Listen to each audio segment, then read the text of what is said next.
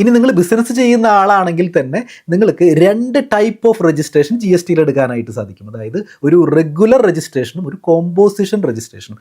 എന്താണ് ഇതിൻ്റെ വ്യത്യാസം എന്ന് പറയുകയാണെന്നുണ്ടെങ്കിൽ, നിങ്ങളുടെ ഒരു കസ്റ്റമേഴ്സ് എന്ന് പറയുന്നത് ബിസിനസ്സുകാരാണ് എന്ന് കരുതും. അതായത് നിങ്ങളൊരു ഹോൾസെയിലർ ആണ് എന്ന് കരുതും. അപ്പോൾ നിങ്ങൾ ആർക്കായിരിക്കും, നിങ്ങൾ റീറ്റെയിലേഴ്സിനായിരിക്കും നിങ്ങൾ സാധനങ്ങൾ അല്ലെങ്കിൽ സേവനങ്ങളൊക്കെ കൊടുക്കുന്നത്.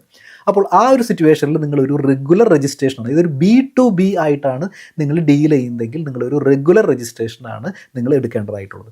അതുമാത്രമല്ല, ഇനി നിങ്ങൾ ഗുഡ്സ് ഓർ സർവീസസ് പ്രൊവൈഡ് ചെയ്യുമ്പോൾ അതൊരു അൾട്ടിമേറ്റ് കസ്റ്റമേഴ്സിനാണ് നിങ്ങൾ പ്രൊവൈഡ് ചെയ്യുന്നതെന്ന് കരുതും. അങ്ങനെയാണെന്നുണ്ടെങ്കിൽ ആ സിറ്റുവേഷനിൽ നിങ്ങളൊരു കോമ്പോസിഷൻ രജിസ്ട്രേഷൻ എടുത്താലും മതി. പക്ഷേ നിങ്ങളുടെ ടേൺ ഓവർ 1.5 കോടിയിൽ താഴെ ആയിരിക്കണം. അങ്ങനെയാണെന്നുണ്ടെങ്കിൽ നിങ്ങൾ കോമ്പോസിഷൻ എന്നുള്ളൊരു സ്കീം നിങ്ങൾക്ക് ഓപ്റ്റ് ചെയ്യാം. റെഗുലർ രജിസ്ട്രേഷനാണ് എടുക്കണമെന്നുണ്ടെങ്കിൽ നിങ്ങളുടെ കയ്യിൽ നിന്നും സാധനങ്ങളോ സേവനങ്ങളോ വാങ്ങിക്കുന്ന ആളുകൾക്ക് അതിനൊരു ഇൻപുട്ട് ടാക്സ് ക്രെഡിറ്റിന് എലിജിബിലിറ്റി ഉണ്ട്. എന്നാൽ കോമ്പോസിഷനിൽ സെൽ ചെയ്യുന്ന ആളുകൾക്ക് ആ ഒരു input tax credit hand over ചെയ്യാനായിട്ട് പറ്റില്ല. അവർക്ക് ഒരു ബില്ലിൽ GST കളക്ട് ചെയ്യാനായിട്ട് സാധിക്കില്ല. GST സീരീസിൽ നമ്മൾ അടുത്തതായിട്ട് ഡിസ്കസ് ചെയ്യുന്നത് GST രജിസ്ട്രേഷൻ എടുത്തിട്ടുള്ള ആളുകളുടെ റിട്ടേൺ ഫയലിങ്ങിനെ കുറിച്ചാണ്.